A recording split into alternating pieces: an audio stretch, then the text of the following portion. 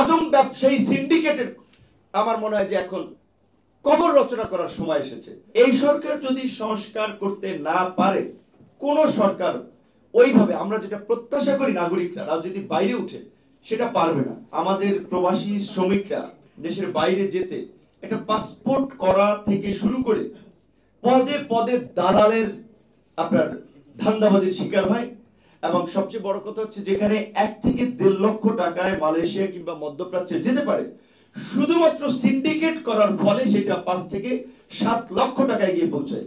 এবং বাস্তবতা হচ্ছে এই সিন্ডিকেট সাংবাদিক হিসেবে আশরাফ কায়সার ভাই করে না, মান্না ভাই আমার মতো লোক আমরা এই সমস্ত এই আদম ব্যবসা আমরা করি না, কিন্তু মন্ত্রীরা করে, এমপিরা করে, সরকারের ঘনিষ্ঠজনেরা করে। এই আদম ব্যবসায়ী সিন্ডিকেটের আমার মনে হয় যে এখন কবর রচনা করার সময় এসেছে। হাই মানে প্রোফাইলের লোকগুলো এতে যুক্ত, কারণ এত কাঁচা টাকা বাইরে যাবে, ডলার নিচ্ছে, পয়সা নিচ্ছে। এমনকি দেশের বাইরেও কোনো সেবা পেতে হলে একটা নির্দিষ্ট সিন্ডিকেট সালমান এফ রহমানের সাথে ইনভলভ ছিল। ওয়ালটনের পণ্য কিনে জিতে নিতে পারেন নগদ 20 লক্ষ টাকা। Double million offer, Walton fridge কিনে পেতে পারেন 20 লক্ষ টাকা। রয়েছে কোটি কোটি টাকার নিশ্চিত উপহার। মোস্তফা কামাল সাহেব আপনার অর্থমন্ত্রী ছিলেন, তার প্রতিষ্ঠানের সাথে ইনভলভ ছিল। কার প্রতিষ্ঠান নাই? জাতীয় পার্টির মাসুদ সাহেব, যে মালয়েশিয়ার সিন্ডিকেটের কথা আসলো। তো এই সিন্ডিকেটটা ভাঙতে হবে, সিন্ডিকেট ভ্যানিশ করে দিতে হবে, একবার উন্মুক্ত। যদি এটা আপনার পাবলিকের জন্য উন্মুক্ত করা হয় তাহলে উন্মুক্ত পদ্ধতি যাবে। তবে আমার মনে হয় বাংলাদেশের কথা বিবেচনা করে জিটিজু পদ্ধতিতে যদি আমরা পাঠাতে পারি তাহলে সেটা সবচেয়ে বেটার হয়। কারণ অদক্ষ শ্রমিকরা কিংবা অবৈধভাবে কিছু মানে ফাঁক ফোকর দিয়ে নানান ধরনের ওখানে একটা হয়রানি শিকারের দরকার নেই।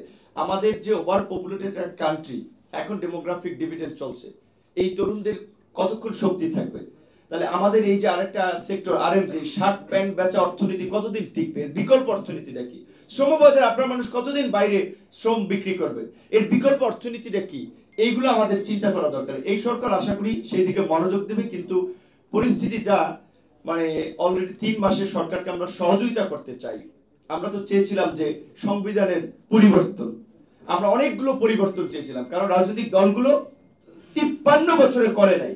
এখন আবার নানান কারণে সরকারের সাথে রাজনৈতিক দল এবং নাগরিক সমাজের একটা দূরত্ব তৈরি হচ্ছে বোধহয়, যার ফলে এখন তথ্যের গ্যাপ তৈরি হচ্ছে, কথাবার্তা পরিবর্তন হচ্ছে, আমাদেরকেও করতে হচ্ছে।